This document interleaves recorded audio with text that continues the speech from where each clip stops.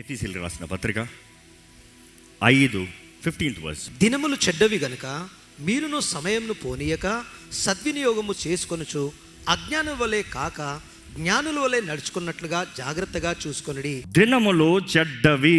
కొన్ని వారాలుగా మీరు గమనిస్తే దినాలు చెడ్డవి కాబట్టి ఏం చేయాలి, దినాలు చెడ్డాయి కాబట్టి ఎలా బ్రతకాలి, దినాలు చెడ్డాయి కాబట్టి మన తలాంతలను అభివృద్ధి పరచాలి, ఎందుకంటే దేవునికి లెక్కప్ప చెప్పాలి. దినాలు చెడ్డాయి కాబట్టి దేవుని రాక సమీపంగా ఉంది కాబట్టి వీ కెనాట్ సిట్ ఐడల్. మనం వ్యర్థంగా కూర్చుండడానికి ఏమాత్రం అవకాశం లేదు.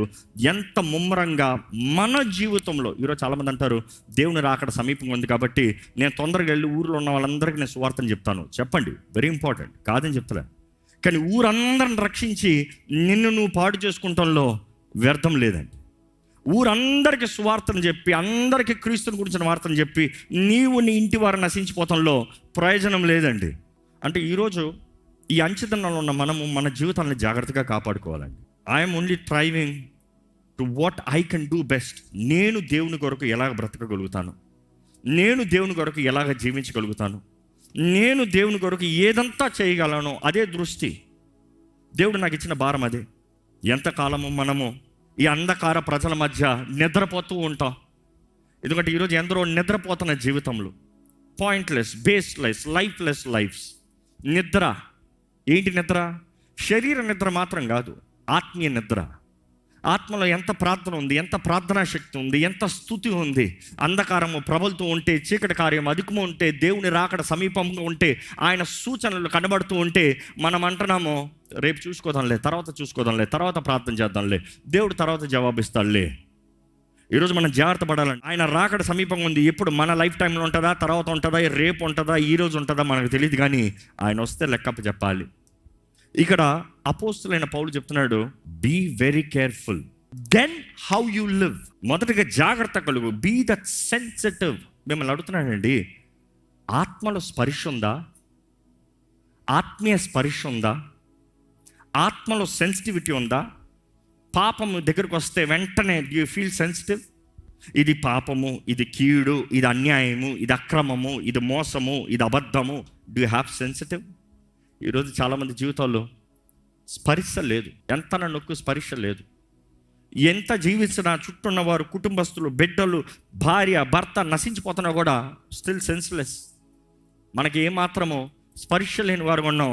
పరిశుద్ధాత్ముడు ఎలాగ మనల్ని ప్రేరేపిస్తాడు, పరిశుద్ధాత్ముడు ఎలాగ మనకు తెలియజేస్తాడు, పరిశుద్ధాత్ముడు ఎలాగ మనల్ని ఒప్పింపజేస్తాడు. దేవుడు నాకు తెలియజేస్తుంది, be very careful then how you live. మొదట ఆ స్పర్శ నీలో ఉంటే, ఆ సెన్సిటివిటీ నీలో ఉంటే, దాని తర్వాత నువ్వు ఎలా బ్రతుకుతున్నావో చూసుకో, జాగ్రత్త పడు. ఎలా బ్రతుకుతున్నావో జాగ్రత్త పడు. ఎలాగ ఉండాలంట? అజ్ఞానుల వలె కాకుండా జ్ఞానుల వలె. జ్ఞానం ఎలా కలుగుతుంది? జ్ఞానం ఎలా పొందుకుంటావు? ఒకటి, పరిశుద్ధాత్మ ద్వారంగా జ్ఞానం, అంటే దేవుడు అనుగ్రహించే జ్ఞానము. రెండోది, దేవుని వాక్యం చదువుతాం ద్వారంగా కలిగే జ్ఞానము. ఇంకో జ్ఞానం ఉందంట, దేవుని వాక్యం తెలియజేయబడుతుంది. ఏంటి తెలుసా? లోక జ్ఞానము. లోక జ్ఞానం అన్నప్పుడు లోకంలో గతంలో వారు తెలుసుకున్న రీసెర్చర్స్ బట్టి ఇచ్చిన నాలెడ్జ్ని when you gain it converts to wisdom. Okay, I think ఇది పలానా అయితే దీనికి పలానా చెయ్యాలి, ఎందుకంటే నేను పలానా చదువుకున్నాను. అదే సమయంలో దెయ్యముల జ్ఞానం అంట.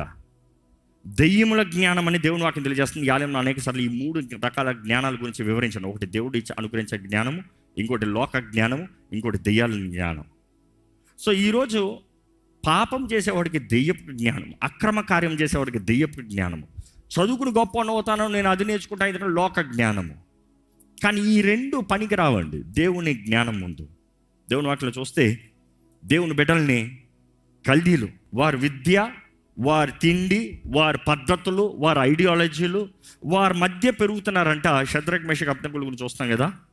కానీ దేవుని వాటిలో రాయబడి ఉంది, వారి విద్య కన్నా కల్దీల విద్య అంటే ఆ రోజుల్లో గొప్ప, చాలా గొప్ప. కానీ వారి జ్ఞానం కన్నా వీరికి కలిగిన జ్ఞానము 10 రెట్ల అధికం ఉండిందంట. అది ఎవరు అనుగ్రహించిన జ్ఞానము? దేవుడు అనుగ్రహించిన జ్ఞానం.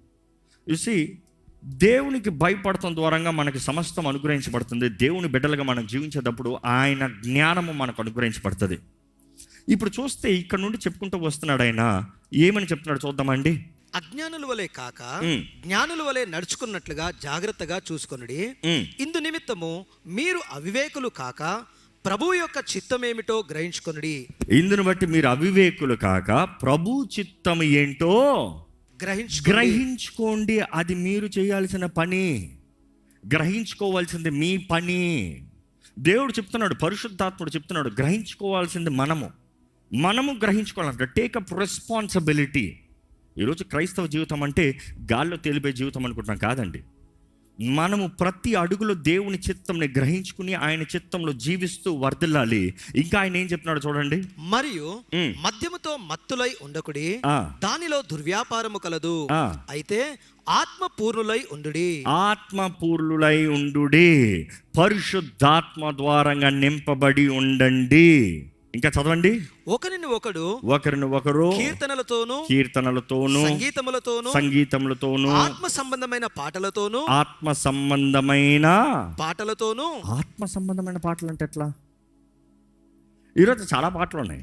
కవిత పాటలు ఉన్నాయి, ఎక్స్పీరియన్స్ ఎమోషనల్ పాటలు ఉన్నాయి, ఫీల్ గుడ్ సాంగ్స్ అంటాం కదా, మూడు మారిపోతాయి. కానీ ఆత్మపూర్వకమైన పాటలంట, అంటే ఆత్మపూర్వకమైన పాటలంటే సంగీతం ముఖ్యమా? Not really.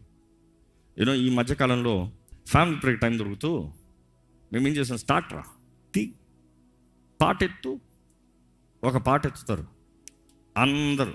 నెక్స్ట్ రెండోడు పాట, నువ్వేం పాటరా ఎత్తురా పాట.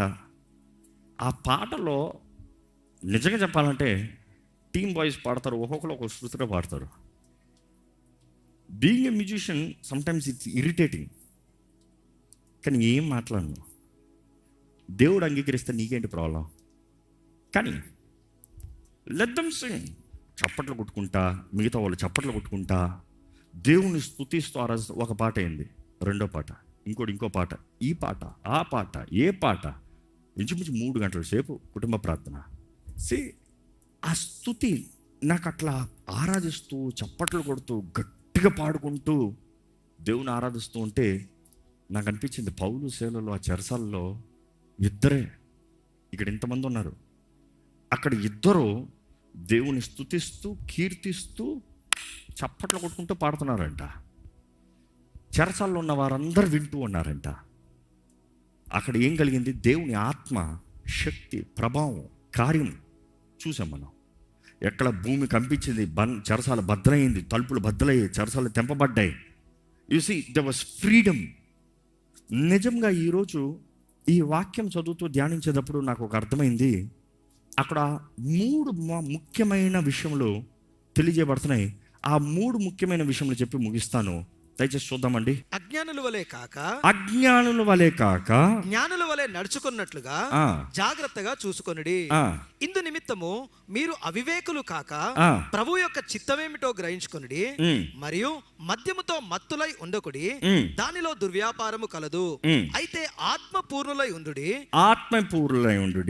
ఒకనిని ఒకడు కీర్తనలతోనూ సంగీతములతోనూ ఆత్మ సంబంధమైన పాటలతోనూ హెచ్చరించుచు మీ హృదయములలో ప్రభువును గూర్చి పాడుచు కీర్తించుచు మన ప్రభు అయిన యేసుక్రీస్తు పేరట సమస్తమును గూర్చి తండ్రి అయిన దేవునికి ఎల్లప్పుడూ కృతజ్ఞతాస్తుతులు చెల్లించుచు క్రీస్తునందలి భయముతో ఒకనికొకడు లోబడి ఉండుడి.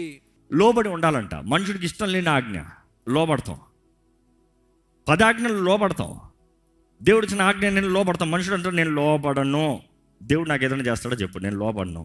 కానీ దేవుడు అట్లా చూస్తానండి, లోబడతాం బట్టే అనేకమైన గొప్ప ఆశీర్వాదములు, వాగ్దానాలు, మేలు కలదు. నమ్ముతున్నారా? దేవుని వాక్యంలో ఉన్న ప్రతి వాగ్దానము పొందుకోవాలంటే లోబడాలి. లోబడితే మాత్రమే వాగ్దానాలు నెరవేరుతాయి. నీవు వాగ్దానము తీసుకున్నంత మాత్రాన నెరవేరవు, లోబడితే మాత్రమే నెరవేరుతాయి. అనేక మంది జీవితంలో వాగ్దానాలు నెరవేరకపోవటానికి కారణములు వారి జీవితము దేవునికి అంగీకారంగా, దేవుని వాక్యానికి అంగీకారంగా లోబడరు కాబట్టి.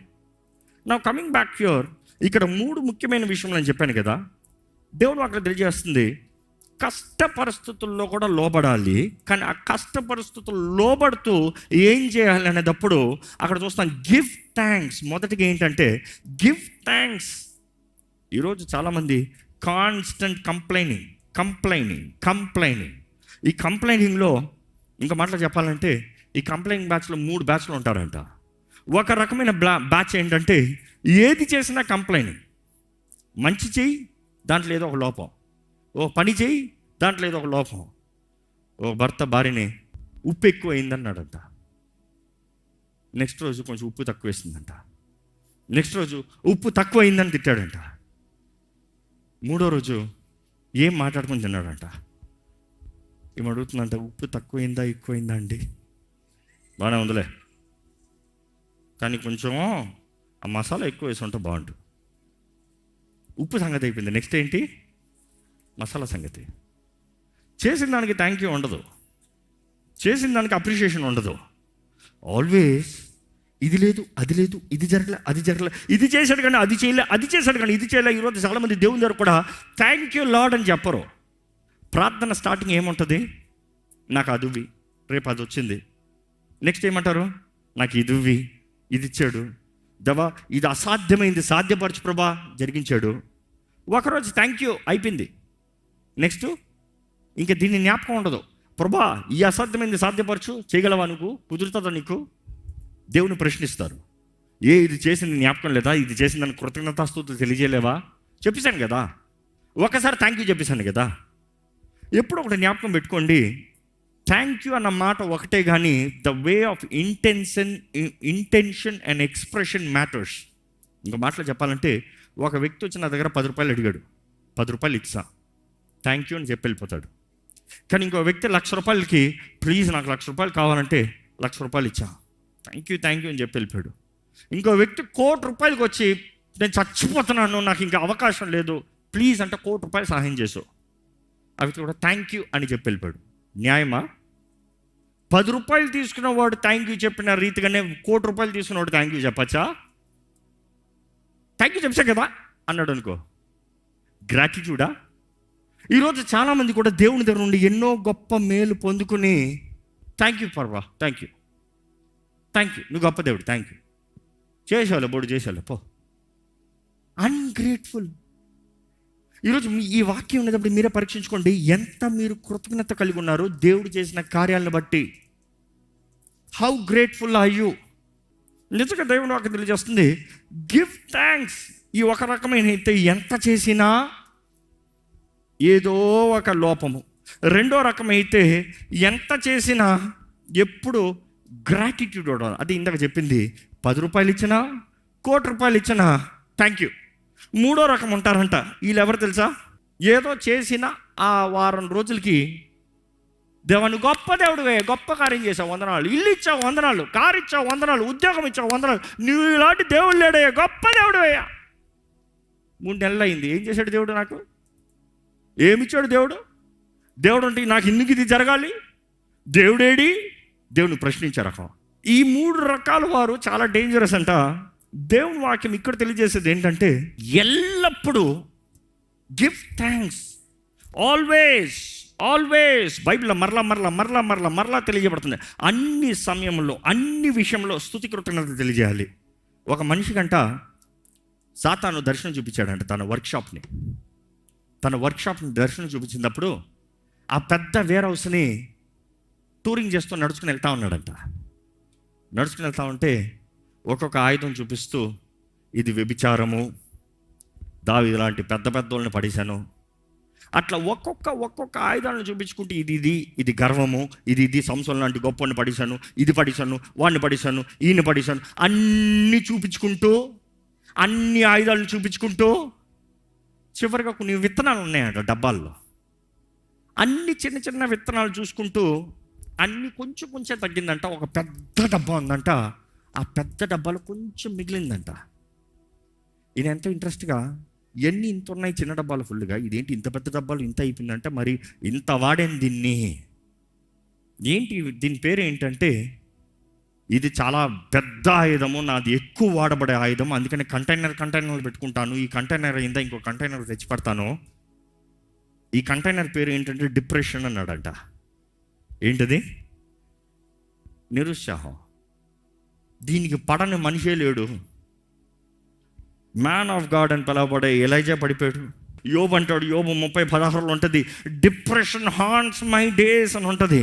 ఏలియా అయితే 1 రాజులు 19:4 అంటాడు, ఇంకా చాలు ప్రభా, నన్ను చంపే, నేను చచ్చిపోతా, నేను ఇంకా బ్రతకలేను, ఇంకా కీర్తనలో చూస్తాను, దావీదు అంటాడు, నేను ఇంకా డిప్రెషన్లో కూర్చుని ఉన్నాను, నేను ఏడుపులోనే కూర్చుని ఉన్నాను, నా బ్రతుకే వేస్ట్. విలాప వాక్యాల్లో ఇర్మియా ప్రవక్త అంటే చెప్తాడు, నేను ఏడ్చి ఇంకా అయిపోయింది, నా గుండె పగిలిపోయింది, నా వల్ల అవుతలేదు. ఇంకా చాలామంది ఉన్నారు ఇలాంటి. అపోది చెప్తూ ఉంటాడు, ఇది మాత్రం అందరి మీద 100% పనిచేస్తుంది, 99.9% అన్నాడంట. మళ్ళీ అదేంటి 100% అని మళ్ళీ 99.9 అంటావు? అందులో 0.1% ఉన్నారు దానికి పడని వారు. ఎవరు వారు అని అడిగారంట. ఎవరు వారంటే, ఏ హృదయం అయితే కృతజ్ఞతతో నింపబడుతుందో ఆ హృదయంలో డిప్రెషన్ అనే విత్తనం పనిచేయదంట. ఈరోజు మిమ్మల్ని అడుగుతున్నానండి, are you depressed? Depression is all about your performance. Eli అంటున్నాడు, ఇంకా నేను బ్రతకలేను, నన్ను చంపేయి, నేను చచ్చిపోతా. కానీ దాని ముందే 840 ప్రాఫిట్స్ని చంపొచ్చాడు. చూసి అంత గొప్ప వీరుడు, అంతమందికి అగ్నిని పరలోకం నుండి అగ్ని దింపిన వ్యక్తి, దేవుని మహిమపరిచిన వ్యక్తి, ఒక స్త్రీ చెప్పిందంట, రాణి, రేపు ఈ సమయానికి నేను చంపకపోతే చూడు, నీ రక్తాన్ని కుక్కలు నాకపోతే చూడు. డిప్రెషన్ అయి వచ్చిందంట.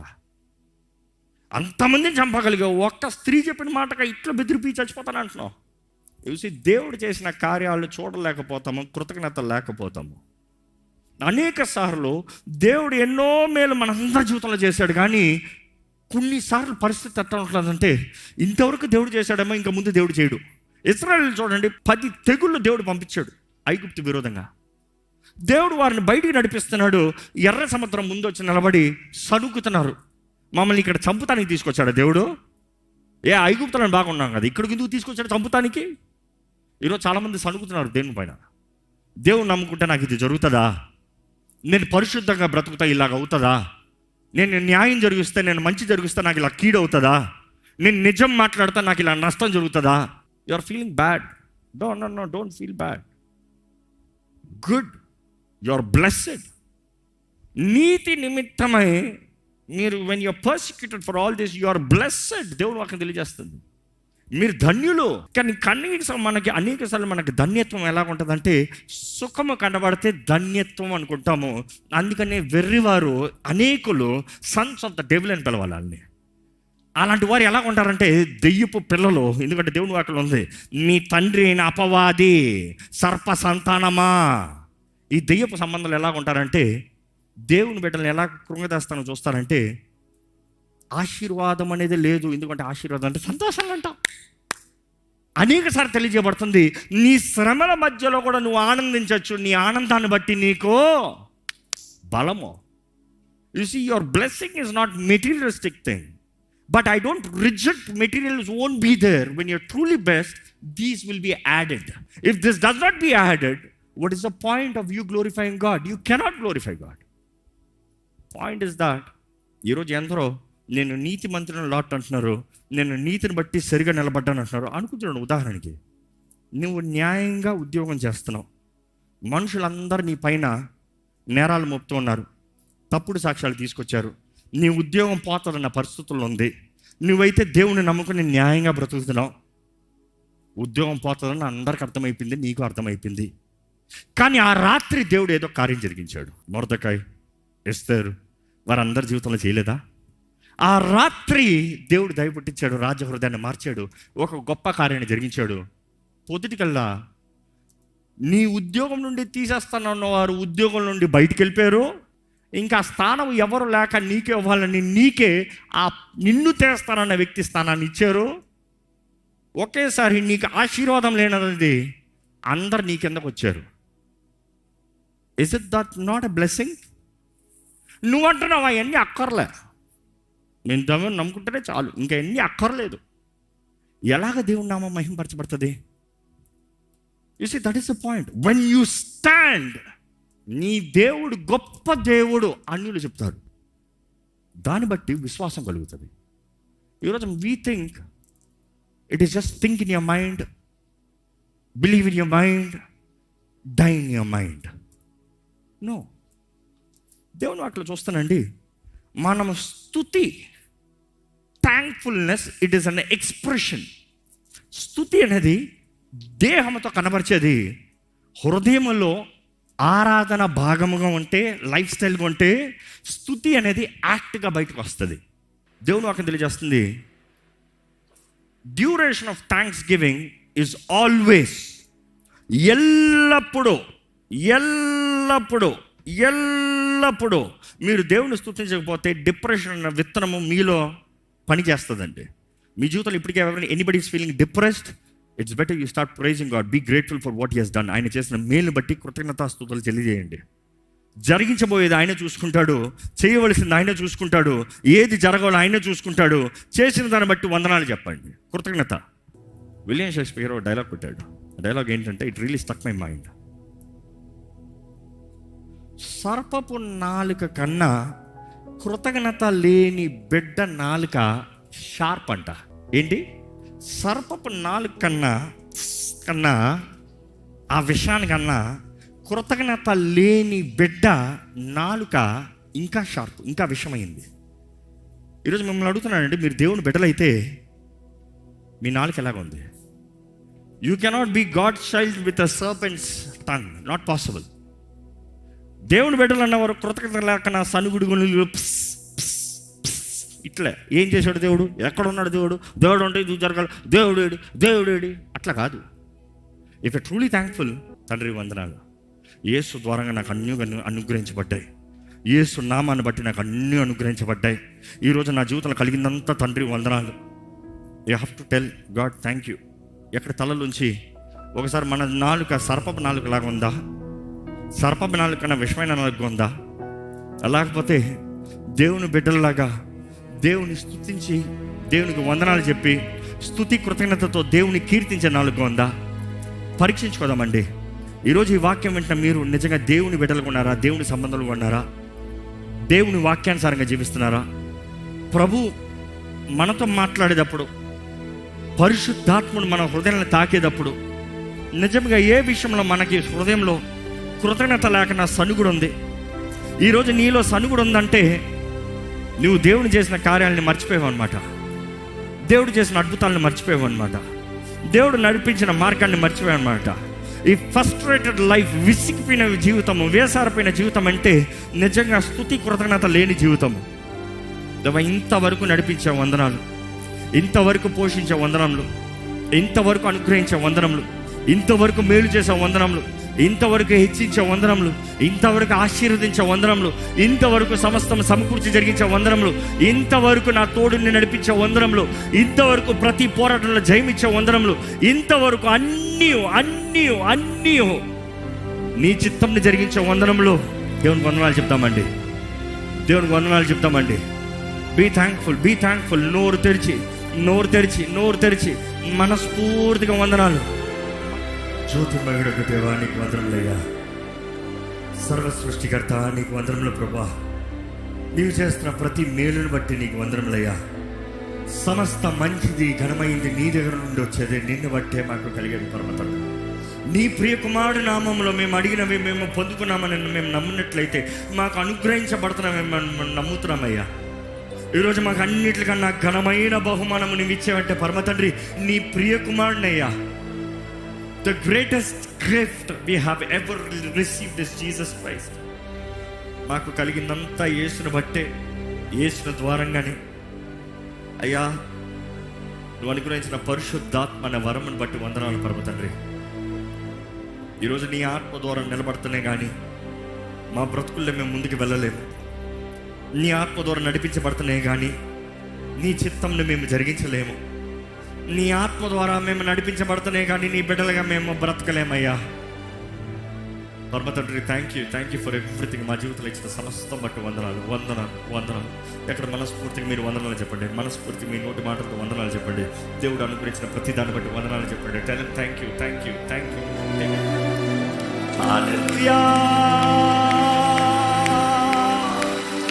నీకే స్తోత్రములయ్యా. ఎక్కడ మన కర్మను తట్టి ప్రభుని మహిమపడతామా, కర్మను తట్టి ప్రభుని మహిమపడతామా, బిగ్గరగా కర్మను తట్టి ఆయన మహిమపడతామండి.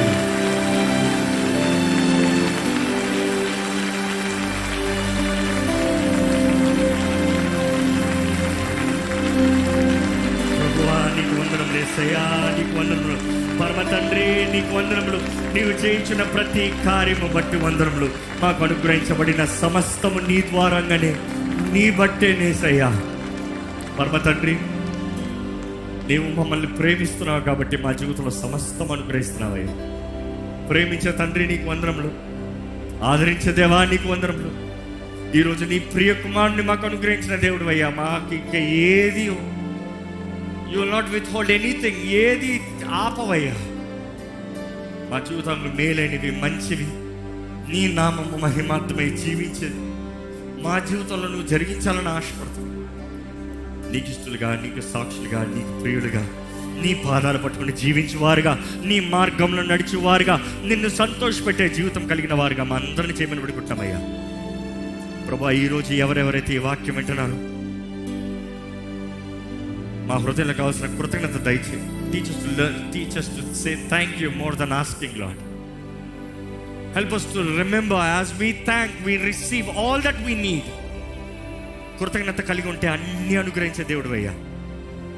ఈరోజు మా హృదయం మొత్తం కృతజ్ఞతతో నిండుందయ్యా. Thank you. ఇక నుండి తిరిగి వెళ్తున్నాం అందరి హృదయంలో స్తుతి దయచేయి. మేమేమై ఉన్నామో కేవలం నిన్ను బట్టే కాబట్టి అన్ని సమయంలో నేను స్తుతించాలి ప్రభా. స్తుతిస్తామయ్యా. అన్ని విషయంలో నేను స్తుతించాలయ్యా. స్తుతిస్తామయ్యా. దేవా, యేసు ద్వారముగా, యేసు నామములో తండ్రి నిన్నుకి వందనాలు తెలియజేస్తున్నాం. ఈరోజు క్రీస్తు రక్తము లేకపోతే, ఆయన త్యాగము యాగము లేకపోతే మేము నశించిపోయిన వారమే.